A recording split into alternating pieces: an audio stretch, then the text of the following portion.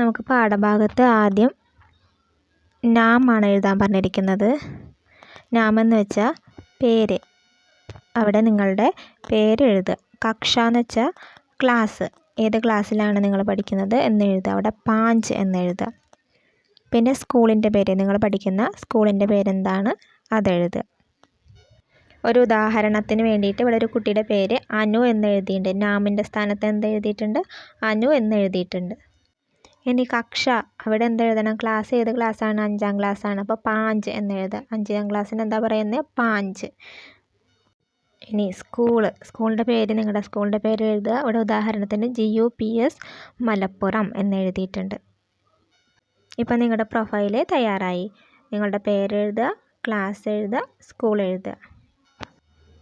ഇനി നമ്മുടെ ആദ്യത്തെ പാഠത്തിൻ്റെ പേര് ദുലാരേ പൽ എന്നാണ്. ഇക്കായി ഏക്ക് ദുലാരേ പൽ, പ്രിയപ്പെട്ട നിമിഷങ്ങൾ എന്നാണ് അർത്ഥം. ദുലാരേ എന്ന് വെച്ചാൽ പ്രിയപ്പെട്ട, പൽ എന്ന് വെച്ചാൽ നിമിഷങ്ങൾ, പ്രിയപ്പെട്ട നിമിഷങ്ങൾ.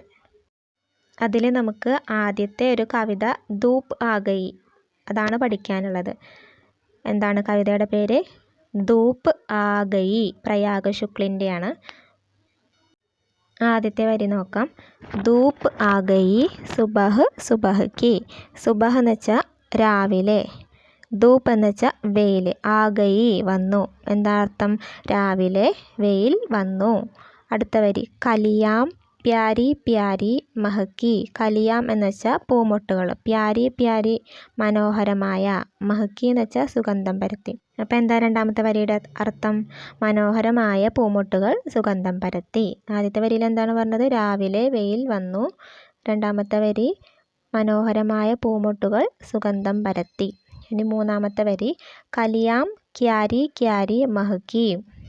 കലിയാം എന്ന് വെച്ചാൽ നേരത്തെ പറഞ്ഞു പൂമൊട്ടുകളാണെന്ന്. ക്യാരി ക്യാരി എന്ന് വെച്ചാൽ ഓരോ പൂത്തടവും, ക്യാരി എന്ന് വെച്ചാൽ പൂത്തടം എന്നാണ് അർത്ഥം. ക്യാരി ക്യാരി എന്ന് വെച്ചാൽ ഓരോ പൂത്തടത്തിലെയും പൂമൊട്ടുകൾ എന്ത് ചെയ്തു? സുഗന്ധം പരത്തി. മഹക്കി എന്ന് വെച്ചാൽ എന്താ? സുഗന്ധം പരത്തി. കലിയാം ക്യാരി ക്യാരി മഹക്കി എന്ന് വെച്ചാൽ ഓരോ പൂത്തടത്തിലെയും പൂമൊട്ടുകൾ സുഗന്ധം പരത്തി. നാലാമത്തെ വരി കലിയാം ഇത്തനി സാരി മഹക്കി. കലിയാം എന്താണ്? പൂമൊട്ടുകൾ. ഇത്തനി സാരി എന്ന് വെച്ചാൽ ഒരുപാട്, മഹക്കി എന്താ? സുഗന്ധം പരത്തി. അപ്പോൾ എന്താ അതിൻ്റെ അർത്ഥം വരുന്നത്? ഒരുപാട് പൂമൊട്ടുകൾ സുഗന്ധം പരത്തി. മനസ്സിലായോ? രാവിലെ വെയിൽ വന്നു, പൂമൊട്ടുകൾ, മനോഹരമായ പൂമൊട്ടുകൾ സുഗന്ധം പരത്തി, ഓരോ പൂത്തടത്തിലെയും പൂമൊട്ടുകൾ സുഗന്ധം പരത്തി, ഒരുപാട് പൂമൊട്ടുകൾ സുഗന്ധം പരത്തി. ഇനി അടുത്ത 4 വരി ഹവ ബഹ്രഹി ടണ്ടി ടണ്ടി. ഹവ എന്താ? കാറ്റ്. ബഹ്രഹി എന്ന് വെച്ചാൽ എന്താണ്? വീശിക്കൊണ്ടിരിക്കുന്നു. ടണ്ടി ടണ്ടി എന്ന് വെച്ചാൽ തണുത്ത. അപ്പം എന്താ അതിൻ്റെ അർത്ഥം? തണുത്ത കാറ്റ് വീശിക്കൊണ്ടിരിക്കുന്നു. ഹവ ബഹ്രഹി ടണ്ടി ടണ്ടി എന്ന് വെച്ചാൽ തണുത്ത കാറ്റ് വീശിക്കൊണ്ടിരിക്കുന്നു. ഘൂം രഹി ബഹ് ബഹ്കി ബഹ്കി. ഘൂം രഹി എന്ന് വെച്ചാൽ എന്താണ്?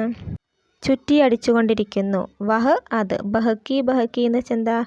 തത്തിക്കളിച്ചുകൊണ്ട്. അപ്പം എന്താണ്? കാറ്റ് തത്തിക്കളിച്ചുകൊണ്ട് ചുറ്റി അടിച്ചുകൊണ്ടിരിക്കുന്നു. അപ്പോൾ കാറ്റ് എന്താ ചെയ്യുന്നത്? നല്ല തണുത്ത കാറ്റ് വീശിക്കൊണ്ടിരിക്കുന്നു. കാറ്റ് തത്തിക്കളിച്ചുകൊണ്ട് ചുറ്റി അടിച്ചുകൊണ്ടിരിക്കുന്നു.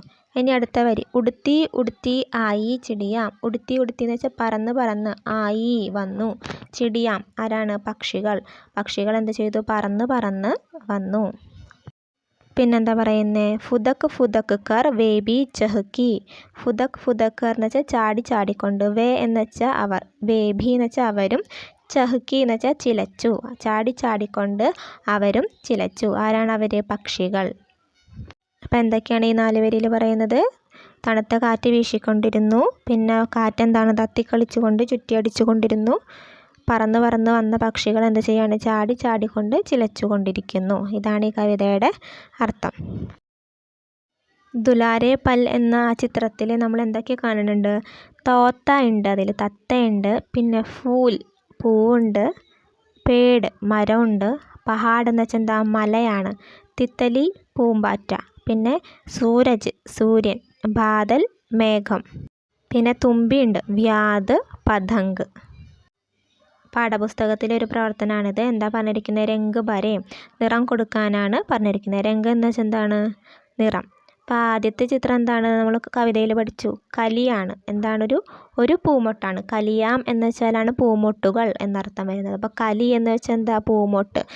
അതിൻ്റെ താഴെ എന്താ എഴുതിയിരിക്കുന്നത്, യഹ് കലി ഹേ, ഇത് പൂമൊട്ടാണ്. അതിന് നിങ്ങൾക്ക് ഇഷ്ടപ്പെട്ട കളർ കൊടുക്കാം. പിന്നെ അടുത്ത ചിത്രം എന്തിൻ്റെയാണ്, യഹ് ചിടിയാ ഹേ, ഇതൊരു പക്ഷിയാണ്. ചിടിയ എന്താ, പക്ഷി. യഹ് എന്ന് വെച്ചാൽ ഇതൊരു പക്ഷിയാണ്. ചിടിയയ്ക്കും കലിക്കും നിങ്ങൾക്ക് ഇഷ്ടപ്പെട്ട കളർ കൊടുക്കാനാണ് പറഞ്ഞിരിക്കുന്നത്. താഴെ കുറച്ച് കളറുകൾ കൊടുത്തിട്ടുണ്ട്. ചുവപ്പിന് എന്താ പറയുന്നത്, ലാൽ. അടുത്തത് പച്ചയ്ക്ക് ഹര. കറുപ്പ് കാല. നീലയ്ക്ക് എന്താ പറയുന്നത്, നീല എന്ന് തന്നെയാണ് നീലയ്ക്ക് പറയുന്നത്. ഏതൊക്കെയാണ് കളറുകൾ, ലാൽ, ഹര, കാല, നീല. അടുത്ത പ്രവർത്തനം എന്താണ്, ശബ്ദ പഹചാനേം കവിതാമേം രേഖാങ്കിത് കരേം. താഴെ ബലൂണുകളിൽ കവിതയിൽ കണ്ട കുറേ വാക്കുകൾ കൊടുത്തിട്ടുണ്ട്. ആ വാക്കുകൾ തിരിച്ചറിഞ്ഞിട്ട് അടിയിൽ വരയ്ക്കാനാണ് പറഞ്ഞിരിക്കുന്നത്. ആദ്യം ചുവന്ന കളറിലുള്ള ലാൽ ബലൂണിൽ എന്താണുള്ളത്, കലിയാം എന്നാണ് എഴുതിയിരിക്കുന്നത്. അതെവിടെയാണ് നമ്മൾ കവിതയിൽ കവിതയിൽ രണ്ടാമത്തെ, മൂന്നാമത്തെ, നാലാമത്തെ വരിയുടെ തുടക്കത്തിലൊക്കെ എന്താണ്, കലിയാം എന്നാണ് ഉള്ളത്. അപ്പം അതിനടിയിൽ വരച്ചോളൂ. ഇനി അടുത്ത പച്ച കളറുള്ള ഹര ബലൂണിൽ എന്താ എഴുതിയിരിക്കുന്നത്, ക്യാരി എന്നാണ് എഴുതിയിരിക്കുന്നത്. അത് കവിതയിൽ എവിടെയാണെന്ന് നോക്കാം. അതാ കവിതയിൽ മൂന്നാമത്തെ വരിയിൽ കലിയാം കഴിഞ്ഞിട്ട് ക്യാരി മഹക്കി എന്ന് കണ്ടോ. അപ്പോൾ അവിടെയാണ് അടിയിൽ വരയ്ക്കേണ്ടത്, ക്യാരി. ഇനി അടുത്തത് നീല ബലൂണിൽ എന്താ എഴുതിയിരിക്കുന്നത്, ഹവ. അഞ്ചാമത്തെ വരിയിലാണ് ഹവ ഉള്ളത്. കാറ്റ് എവിടെയാണ്, അഞ്ചാമത്തെ വരിയിൽ ഏറ്റവും ആദ്യത്തെ വാക്ക്. അടിയിൽ വരച്ചില്ലേ. ഇനി പീല ബലൂണിൽ എന്താ എഴുതിയിരിക്കുന്നത്, ചിടിയാം കവിതയിൽ എവിടെയുള്ളതെന്ന് നോക്കാം.